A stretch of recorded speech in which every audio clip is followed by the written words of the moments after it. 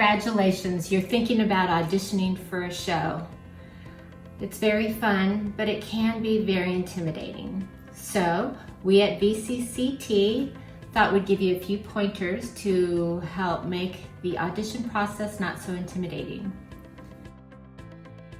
Now, the important thing to do when you're going to audition is to read the audition notice carefully, because usually all the information you need will be in that audition notice. So usually the audition is telling you they want a 1 to 2 minute monologue, a headshot, and resume.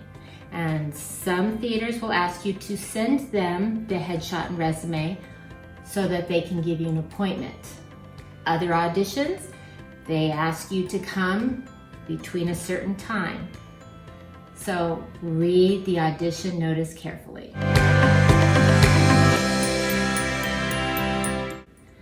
A headshot. A lot of people ask me, Patty, where do I find a professional to take my picture for my headshot? Now the answer is through word of mouth, or just do your research, look online and see if you like the artist's work. But to be honest with you, if you're just starting out, you do not need a professional headshot. Ask a family member or a friend if they could take a picture of you, and feel free to go out in nature where it provides a beautiful backdrop, because the headshot is really for the director to remember who you were when they're casting the show. And let's face it, you need a picture to help the director remember you. A resume. Do not let a resume intimidate you. The resume just lets the director kind of get to know what experience you have. If you're starting out and you don't have much experience, maybe you haven't done anything since high school, and that may be a long time ago or just a year ago. Either way, feel free to write down any experience you have with theater, be it on stage, backstage, classes you've taken. And if you're not sure what format to use, again, go online. There are a lot of free examples to use, and just create a resume that reflects you.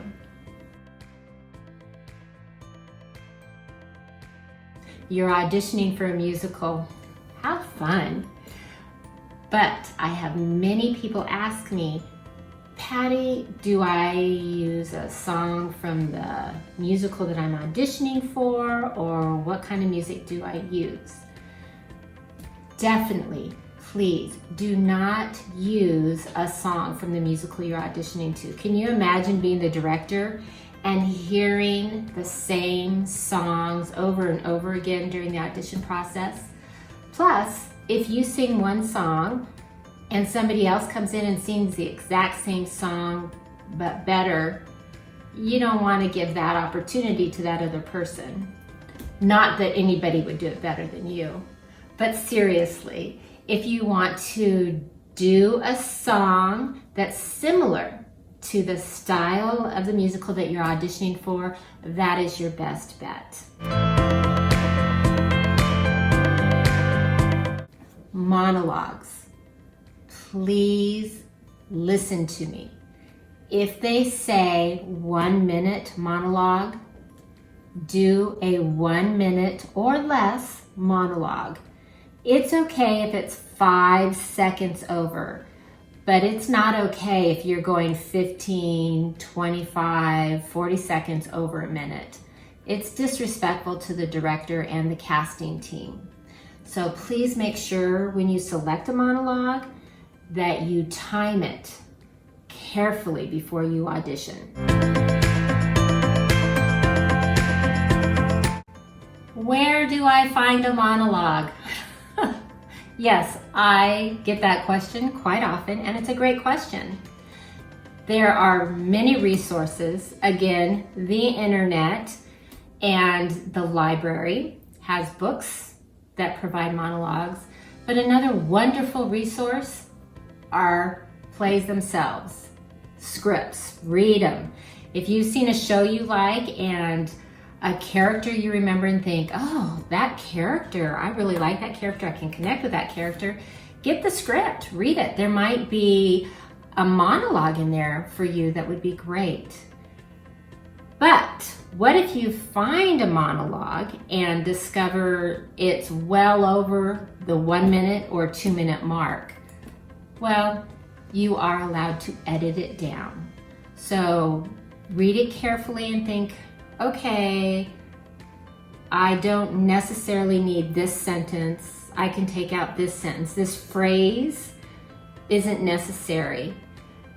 It's okay to edit your monologue down because your priority is to be respectful of the time frame that the director asks you to present your monologue.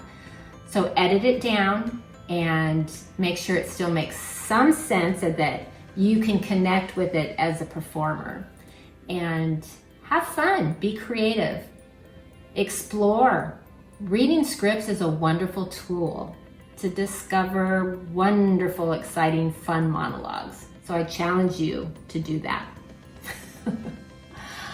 Oh, I cannot tell you how many times I have run auditions where the actor proceeds to tell me in advance what the monologue is about before they even start the monologue. Please, please, please do not do that. You do not need to tell the director or the casting team anything about the backstory of your monologue. You need to know all of that, but that is an acting trick. But for audition purposes, what you need to do is you come in, do not shake anybody's hand. You go to the mark. Usually you have someone escort you in. You go to your mark, you stand there and you smile. The directors may be taking notes. They may be looking at your resume and checking out any information they need. You wait. Then they should look up at you and either they will ask you a question or they'll smile. And this is your time to take a deep breath, relax. Let's face it, a lot of us get shakes. So just breathe, relax. And once they look at you or they ask you a question, listen and answer the questions and then get ready to do your audition. If they just smile and say, okay, go ahead, you introduce yourself always. So an example would be, I would look at everybody at the table and say, hi, my name is Patty Reynolds and I will be doing a monologue from the play Ohio by James Smith.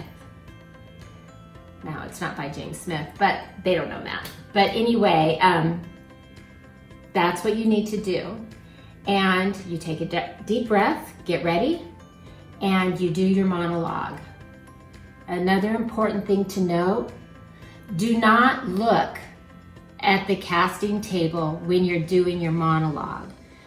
It's creepy to sit there and have somebody staring at you, saying their monologue. Pretend that you are performing, so you look out at the room or you look at the person you're supposedly talking to in your monologue, which is another acting note. So please remember, do not stare at the acting table when performing your monologue. When you have finished your monologue, you say, thank you. Then be prepared because they may have a question for you. So don't run off, just say thank you. Take a moment and see if they say anything. And if they don't, you can go ahead and walk off and usually take a moment. But when you're done, if they don't ask you any questions, thank you so much for this opportunity and proceed to exit the room. When auditioning, usually what happens is you get to the location and there's a person there that welcomes you, that you sign in. You may give them your resume and headshot. They may have paperwork for you to fill out. That paperwork is very important. Some of the most important questions would be, do you have anything on the calendar during the rehearsal schedule that will be a conflict? That is so important for you to be aware of what your schedule is during the rehearsal period, because the director takes those forms and that's how they set up the rehearsal schedule and who comes when, and it can be crazy making if you don't put down your conflicts thinking, oh, I want them to want me, so I'm not going to put my conflicts down, and then think, well, now that I'm cast, I can tell them, oh, I can't be at rehearsal on this day, or this day. I strongly suggest not doing that because you could lose the role. And also, it's disrespectful to the whole process. So be prepared to always know what your conflicts are for the rehearsal schedule. So there you go. I've given you some basic information to get you started and maybe to feel a little bit more prepared for your first audition. Here at VCCT, we have an amazing director, Twyla Arendt, and she is always thrilled when new actors come in to audition for her. And I have to be honest, every theater that I've ever auditioned for, they're always happy to see new faces. And whether you get cast or not, usually doesn't reflect on whether or not you're a good actor. It's just whether or not you were the right person for a role or not. So if you don't get cast, please don't let that discourage you.